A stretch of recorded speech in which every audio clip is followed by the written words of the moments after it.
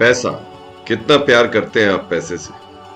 इतना कि पैसे को क्या साथ लेके जाएंगे? इतना कि क्या पैसा बैंक अकाउंट में सड़ता रहेगा जब आप इस दुनिया से चले जाएंगे? या इतना कि पैसा आप जीवन भर कमाते रहेंगे पर खर्च कभी नहीं करेंगे? या इतना कि पैसा सिर्फ दूसरों पे गवाते रहेंगे और जब खुद रिटायर होंगे तो आपके पास कुछ नहीं होगा? कितना प्यार करते हैं आप पैसे से? जी हाँ दोस्तों, करीबन करीबन 18,000 करोड़ रुपया भारत के बैंकों में वेला पड़ा है। वेला मतलब कोई उसका मालिक नहीं है। 10 साल से इन अकाउंट्स में ना कोई ट्रांजैक्शन हुई है और ये पैसा किनका है किसी को नहीं पता। पैसे का अकाउंट होल्डर भी है बट ये पैसा किसी ने यूज नहीं किया। ऐसा क्या पैसे से प्यार कि आप पैसे को यूज ना कर पाए? भारत एक ऐसी कंट्री है दोस्तों जहां पर 75% लोग पढ़े लिखे हैं। आज की डेट में 2022 में 75% लोग पढ़े लिखे हैं, पर मात्र 24% लोग फाइनेंशियली पढ़े लिखे हैं, यानी कि उनको वित्तीय शिक्षा सिर्फ 24% लोगों को मिली है। अगर आप स्टेट वाइज जाएंगे तो हालात और खराब है। नमस्कार दोस्तों, मेरा नाम है योगेंद्र और मैं इस वीडियो में आपको जगाना चाहता हूं, बताना चाहता हूं कि जो हम सीख रहे हैं या जो हम सीखे हैं वो फाइनेंशियल एजुकेशन नहीं है। यानी कि जब हमें ये सिखाया गया कि 2 मजदूर एक दीवार को 4 दिन में कर देते हैं और 4 मजदूर कितने दिन में करेंगे, या रमेश एक परफ्यूम को इतने रुपए में बेचता है, उसका कितना प्रॉफिट है वर्सेस उमेश जिसने इतने में बेचा, वो फाइनेंशियल एजुकेशन नहीं थी। वो फाइनेंशियल एजुकेशन का स्टार्ट हो सकता है। या फिर सिर्फ ये सिखाया गया कि सामान्य ब्याज क्या होता है, मूलधन गुना में दर गुना में समय बटा में 100, या चक्रवृद्धि ब्याज। हमें ये तो पता है कि चक्रवृद्धि ब्याज चक्रवृद्धि ब्याज सामान्य ब्याज से बहुत बेहतर है, पर हमें ये नहीं पता कि हमें उसे कमाना कैसे।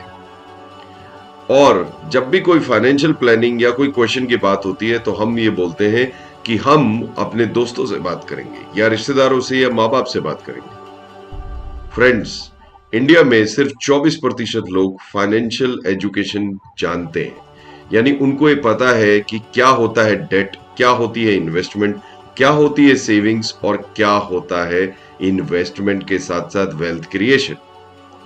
आपको जान के शायद आश्चर्य होगा, भारत में 70% लोग जो आज से 20 साल बाद रिटायर हो जाएंगे या आज से 15 से 20 साल बाद रिटायर हो जाएंगे, उनके पास अंडा होगा। जी हाँ, उनके पास 0 रुपीस होंगे पेंशन के लिए। आप जानते हैं कि सुखद रिटायरमेंट, अगर आप रिटायर होते हैं आज से 10 साल बाद और 30 साल और जीते तो आपको कम से कम 80 लाख रुपए की जरूरत पड़ेगी। आज से 10 साल बाद शायद ये 1 करोड़ रुपए की जरूरत पड़े। और मैं अपने बहुत सारे मित्रों को जानता हूं जो फाइनेंशियल इंडस्ट्री में काम करते हैं, पर आज तक उनके पास अपने पीएफ के अलावा कुछ भी नहीं है रिटायरमेंट के नाम पर। क्या कर रहे हैं हम अपने पैसे से? किसके ऊपर पैसा लगा रहे हैं? क्या हम गोल सेटिंग जानते हैं? क्या हम समझते हैं कि पैसे की चाल क्या है? या जब भी कोई पैसे की बात हमसे करने लगता है हम उसको दूर भगा देते हैं? आप जानना चाहेंगे क्या हालात हैं पैसे के, तो समझिए फाइनेंशियल एजुकेशन क्या है। दिल्ली में जब सर्वे हुआ तो 32% लोग फाइनेंशियल एजुकेटेड हैं। महाराष्ट्र के हालात और खराब है, वह 17% है, पंजाब 17%, कर्नाटका 17%, केरला जो कि हाईएस्ट लिटरेट स्टेट है भारतवर्ष का, वहां 16%। फाइनेंशियल एजुकेशन की बहुत कमी है। तो ये फाइनेंशियल एजुकेशन की प्रॉब्लम आई कैसे? ये प्रॉब्लम आई जब हमारे एजुकेशन सिस्टम में सिर्फ हमें इतना सिखाया गया कि आपको जॉब करने के लिए कितने फाइनेंस की जरूरत है। आप खुद सोचिए, ट्रायंगल का एरिया कैसे कैलकुलेट होता है या एक सर्कल का एरिया कैसे कैलकुलेट होता है, आज भी शायद आपको याद होगा। पर आपसे पूछा जाए कि इंडिया के 4 टॉप म्यूचुअल फंड का नाम बताए जो 20 साल से सिर्फ पॉजिटिव रिटर्न दे रहे हैं, आपको नहीं पता। आपसे पूछा जाए कि आज की डेट में सबसे अच्छा और बेहतरीन term insurance with medical cover कौन सा होगा, आपको नहीं पता होगा। आपको नहीं पता होगा जब आपसे पूछा जाए कि 5 कौन से ऐसे एवेन्यूज हैं जहां रिटायरमेंट के लिए पैसा लगाना चाहिए, आपको नहीं पता होगा। आपसे पूछा जाए 20 कौन से ऐसे स्टॉक हैं चाहे भारत की मार्केट गिर जाए या ऊपर उठ जाए, इन स्टॉक्स में आप अपने लॉन्ग टर्म के लिए पैसा लगा सकते हो। या कौन से एजुकेशन लोन के क्या ब्याज हैं जब आपका बच्चा बड़ा होगा, कितना एजुकेशन लोन ठीक रहेगा, कितना नहीं रहेगा, कोई आइडिया नहीं होगा आपको। और ये सब आइडिया होता है एक अच्छे फाइनेंशियल प्लानर को। पर वो फाइनेंशियल प्लानर जब आपके पास आता है, आप उसे टरका देते हैं और आप बोलते हैं कि मेरे चाचा एजेंट है, मेरे फूफा ये हैं, और मैं उनसे पूछकर डिसाइड करूंगा क्या करना है। अगर उनसे पूछ के आपको डिसाइड करना होता तो आप अभी तक आप कर चुके होते, या अगर वो आपके शुभचिंतक होते तो अभी तक आप फाइनेंशियली रिच हो चुके। मैं 40 वर्ष का हूं, मेरे बहुत सारे दोस्त मेरे साथ 40 वर्ष क्रॉस कर गए हैं और आज तक उन्होंने 1 करोड़ रुपया तक नहीं बचाया, 1 करोड़ 50 लाख तक नहीं बचाया, 50 लाख 25 लाख तक नहीं बचाया, 25 लाख 15 लाख रुपए तक नहीं बचाया। दोस्तों, ये लोग बहुत अच्छी अच्छी कंपनियों में वाइस प्रेसिडेंट्स होंगे, सीनियर वाइस प्रेसिडेंट्स होंगे, डिपार्टमेंट हेड होंगे, बट फाइनेंशियली एजुकेशन इनको भी नहीं मिलेगी। और जब एक अच्छा फाइनेंशियल प्लानर आता है तो ये भी उसको भगा देते हैं। मेरी आपसे अनुरोध है, अपने आप को फाइनेंशियल प्लानिंग के अंदर थोड़ा सा एजुकेट करिए। अब आप एजुकेट क्यों करेंगे, वरना क्या होगा दोस्तों? देखिए बैंक्स का क्या हाल क्या है, 18,000 करोड़ रुपया खाली पड़ा। बहुत सारी इंश्योरेंस कंपनीज में करीबन 20,000 करोड़ रुपया अनक्लेम्ड पड़ा हुआ है। कुछ पता नहीं है पैसा कहां जा रहा है, कहां नहीं जाएगा। हम कैश फ्लो नहीं जानते, हम बजटिंग नहीं जानते। बजटिंग की अगर बात कर ली जाए तो लोगों को सिर दर्द हो जाता है। हम ये नहीं समझते कि शॉर्ट टर्म गोल क्या है, लॉन्ग टर्म गोल क्या है, रिस्क किस गोल में लेना चाहिए, रिस्क किस गोल में नहीं लेना चाहिए। बच्चे की एजुकेशन या मैरिज की प्लानिंग दो डिफरेंट चीजें हैं।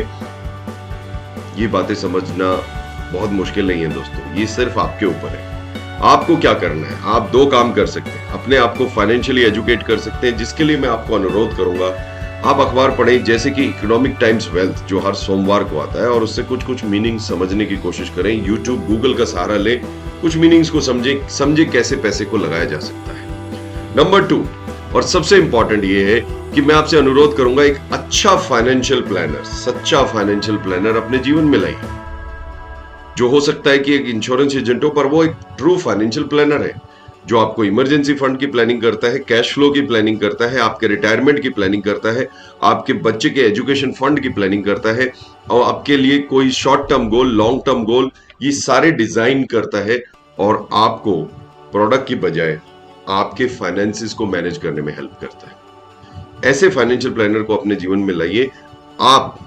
मैं प्रॉमिस करता हूं, ऐसे फाइनेंशियल डॉक्टर्स और फाइनेंशियल प्लानर जब आपके जीवन में आएंगे तो आपका जीवन ऑटोमेटिकली सफल हो जाएगा। क्योंकि एक अच्छी फाइनेंशियल मजबूत नींव जिस परिवार की होती है, उस परिवार में खुशियां बनी रहती हैं। वरना क्या होगा?